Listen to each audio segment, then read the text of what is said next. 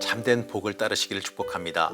오늘 함께 보실 하나님의 말씀은 사도행전 17장 13절 말씀입니다. 데살로니가에 있는 유대인들은 바울이 하나님의 말씀을 베레아에서도 전하는 줄을 알고 거기도 가서 무리를 움직여 소동하게 하거늘. 오늘도 매일 말씀 묵상과 함께하는 제천교회 성도님들을 축복합니다. 사도 바울은 이 마게도니아에서 가장 큰 성읍인 이 데살로니가 지역에 이르러 복음을 전합니다.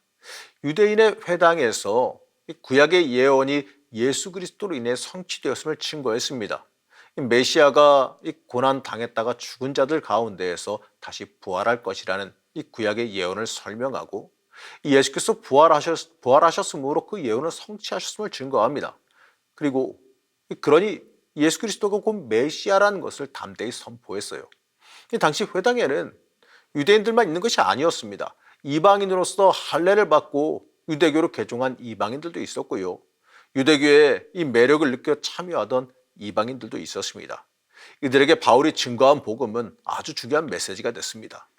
이렇게 전도한 결과 유대인들과 이방인들의 무리와 유력한 인사들의 부인들을 기독교인으로 얻게 됐습니다.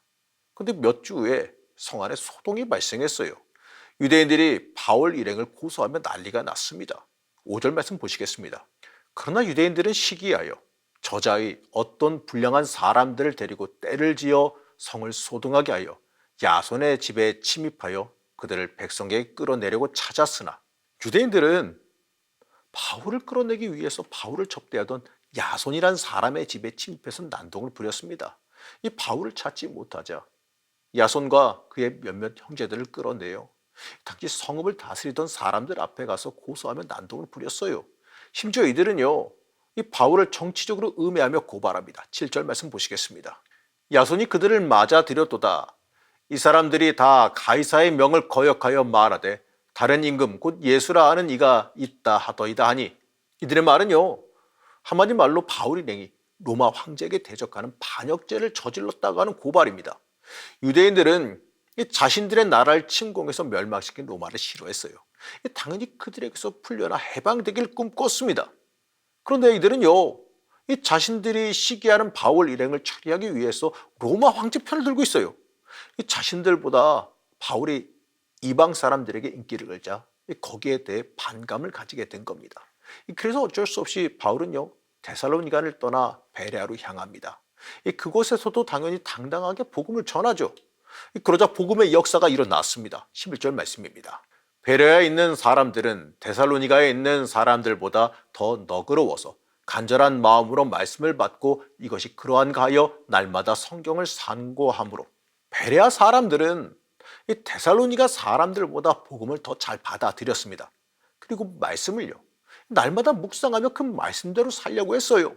그런데 이 데살로니가에 있던 유대인들이 이 베레아의 복음이 전해졌다는 소식을 들었습니다.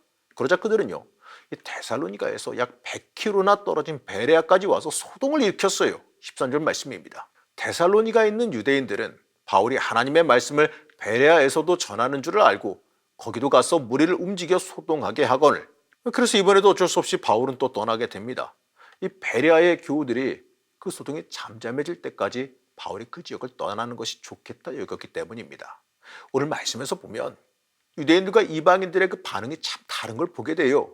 이 데살로니가에 있는 회당에서 유대인들과 이방인들이 똑같이 바울이 전하는 복음을 들었습니다.